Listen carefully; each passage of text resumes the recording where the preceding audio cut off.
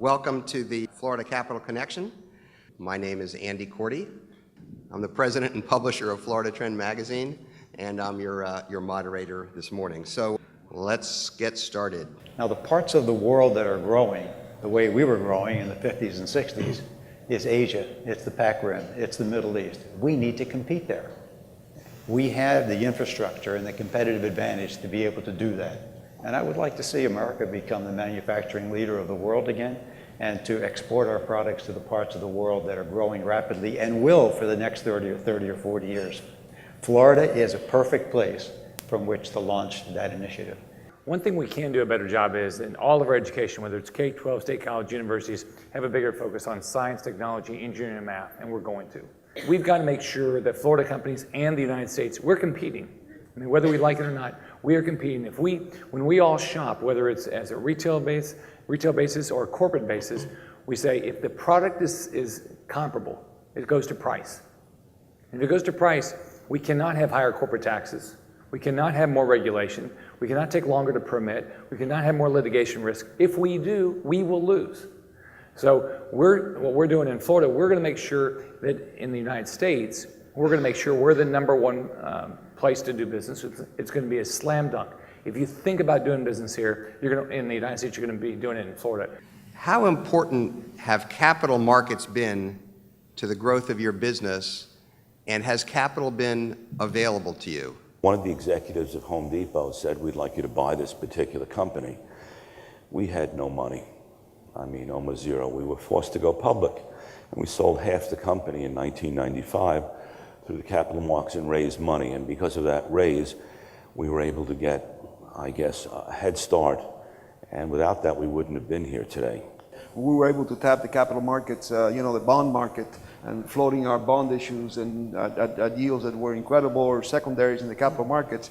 Now I'm seeing it from the other end. I'm out looking and trying to source investment opportunities, and I couldn't agree more with a wide divergence between being able to access the capital markets and mid-level companies that today are just choked up. We have been able to access the capital markets in 2008 when we had the financial crisis. Just before the crisis, we needed to have our bank group step up, led by JP Morgan, and they did. And they arranged $1.5 billion of financing for us to enable us to continue to grow our company. But our industry would not exist without soundly functioning capital markets. We're an extremely capital-intensive business.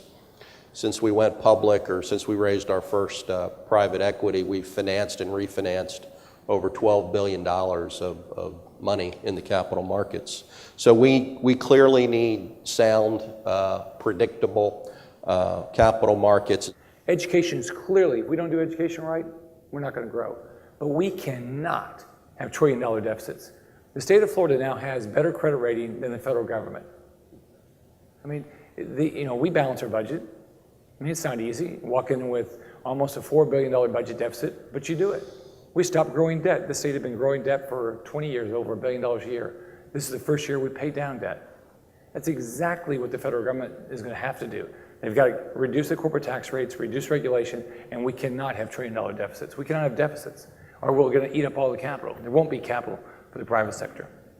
What are you going to do in the next short term, 6 months, 12 months, to grow your business, and where is it going to grow the most? We're going to continue to grow our Florida base and look to be in more countries next time we talk to you. The most exciting part is the healthcare technology business. I think that's going to explode and will make a difference. That's what I'm excited about. We have the backlog in hand. We just have to hire the people. Right now, the part of the country that's busiest for us is the Southeast, which includes parts of Florida. But the drivers in our business are so strong right now, we're not having to do much other than get the work done. We've actually have gotten some quite significant capital commitments as well as our own, and there are no lack of opportunities out there. So hopefully I'll be able to bring a few companies to Florida, continue our growth. You still have growth plans? Yes, certainly. Interest rates are historically low, and we're able to borrow. In fact, there's several people here trying to lend us money, surprisingly. Really? Yes. We want to grow through acquisition, and since the housing market is stalled, we have to look for synergistic things that are on the inside of the house that we're able to understand and manage. Barring that, we'll have to sell the company to one of these guys on the panel.